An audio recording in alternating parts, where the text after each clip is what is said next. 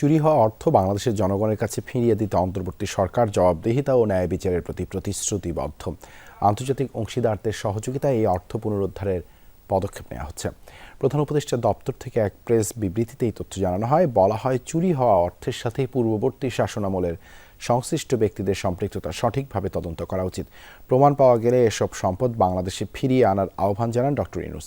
বিবৃতিতে বলা হয়, রূপপুর পারমাণবিক বিদ্যুৎ কেন্দ্র সহ বিভিন্ন প্রকল্পে $5 বিলিয়ন আত্মসাতের অভিযোগ তদন্তাধীন। প্রধান উপদেষ্টা বলেন, দুর্নীতির মাধ্যমে শুধু জনগণের সম্পদ লুটপাট হয়নি, বরং দেশের অর্থনৈতিক স্থিতিশীলতা ব্যাহত করেছে। সরকার আন্তর্জাতিক আইন প্রয়োগকারী সংস্থাগুলোর সঙ্গে সক্রিয়ভাবে কাজ করছে এবং বন্ধুসুলভ দেশগুলোর সহযোগিতা কামনা করছে। দুর্নীতির বিরুদ্ধে এই লড়াই জনগণের অধিকার প্রতিষ্ঠার লক্ষ্যে পরিচালিত হচ্ছে।